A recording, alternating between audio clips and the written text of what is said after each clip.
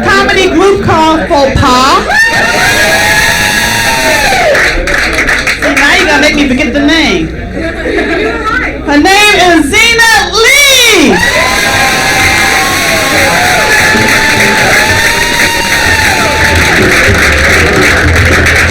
Hi, how are you? Thank you. I've been working for this old guy, and couldn't help but notice that old people never listen when you talk. They just want to give you random advice. Mr. Morgan, I think you should invest some of your retirement funds into nanotechnologies. Don't be one of those girls who sleeps around with every hairy Tom's dick and ends up with a dose of the clap like a common whore. Old people, you know, are some of the many who are taking advantage of the fact that medical marijuana is legal in California.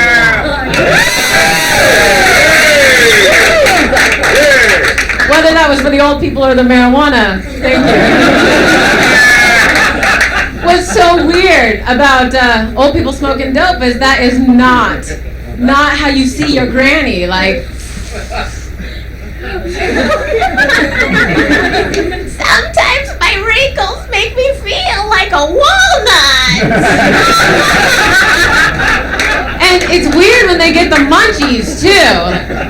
Let's make a giant sundae out of ensure and poo. I fancy a snack I don't have to put my teeth in for.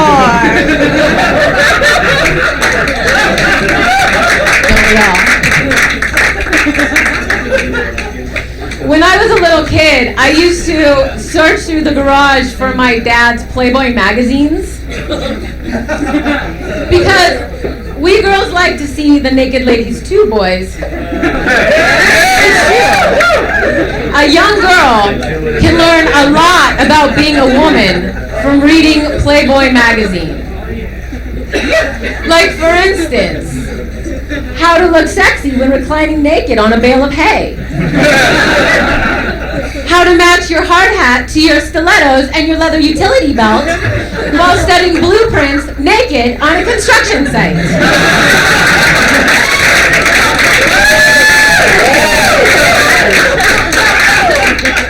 It's not all good though, because if you are reading Playboy before puberty, you can get a little messed up. Because you spend years expecting that your pubic hair is going to grow in like this perfect landing strip, like an eyebrow.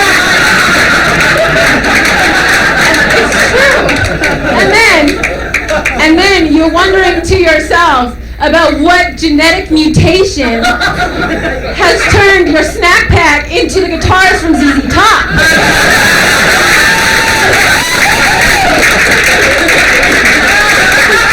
It's rough.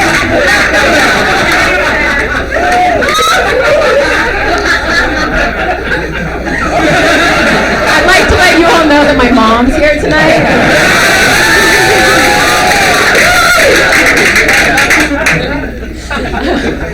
I was watching TV and I saw this commercial for Time Warner Cable that advertised free self-installation of your cable. It's like, you can do all the work and not pay. That's a great deal. But we all like to save money, right? So I just know that this is going to be spreading. Pretty soon we're going to see all kinds of commercials for this, like do-it-yourself rhinoplasty. Now you too can have the newest Ashley Simpson nose at a fraction of the cost. My husband and I saved $80,000 by doing his heart transplant surgery ourselves. I nearly died when he coded on the kitchen table. Bless you. But by following the simple step-by-step instructions, now he's good as new. I mean, you know, most TV is ridiculous if you're, like, really watching it. Like, the Access Hollywood. Okay, the hosts on Access Hollywood seem to me like they graduated from extreme modeling school, where they learned things like how to almost defy gravity. Hi, I'm Nancy O'Dell, here with some juicy Hollywood tales to tell. Are Brangelina breaking up?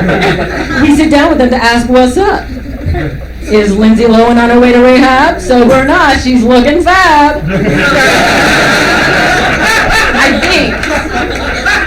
I think though, that it is possible that maybe she learned something from reading Playboy as a little girl. Tom Cruise is in the news. He's the latest on his Scientology views. I'm married now, which is awesome, because I was never, ever a fan of dating. Dating brings out all of your neuroses. Like, you obsess about minute details. I am not going to quote, men are from Mars, women are from Venus. Remember to use breath mints.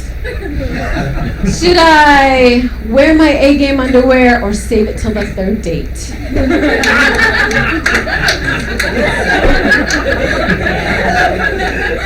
Some might say they're serious concerns. But when things don't work out with someone you're dating, they can lead to horrible, horrible lapses in judgment, where you do things like drunk dialing.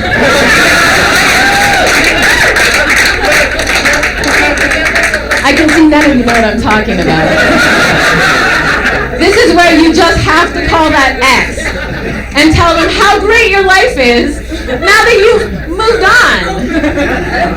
Hi! I just wanted to tell you I met the most awesome guy. What is your name? I met Steve. I miss you.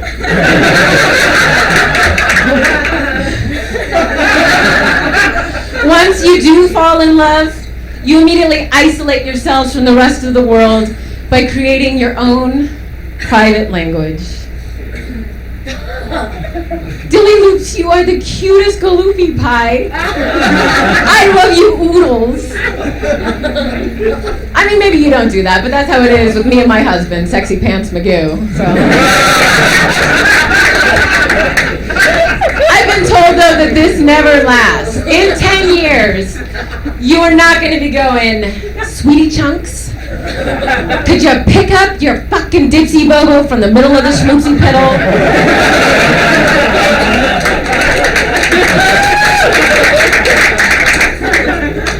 My husband is a musician, and for him, almost anything is a potential band name. And you never know when inspiration is gonna strike. I will love you until the end of time, baby. Till the end of time? That is an awesome name for a band! Awesome name is an awesome name for a band. Do you take this woman to be your lawfully wedded wife? I do. Oh, I do! That will be the title of our album! My husband is also a huge sports fan, which means I watch a lot of ESPN.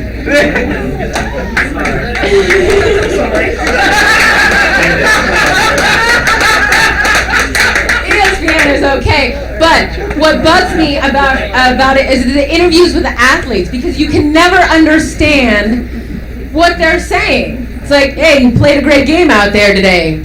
Well, we just ran with the other team. You know what I'm saying? You know what I'm saying? The interviewer, he has to now interpret what the athlete has said without making it seem like he's interpreting what the athlete has said. Well, there you have it. They played a great game. They wanted it more than their opponents, and they wore their A-game underwear. There's my husband. A-game underwear is an awesome name for a band. Thank you very much. I'm Leigh.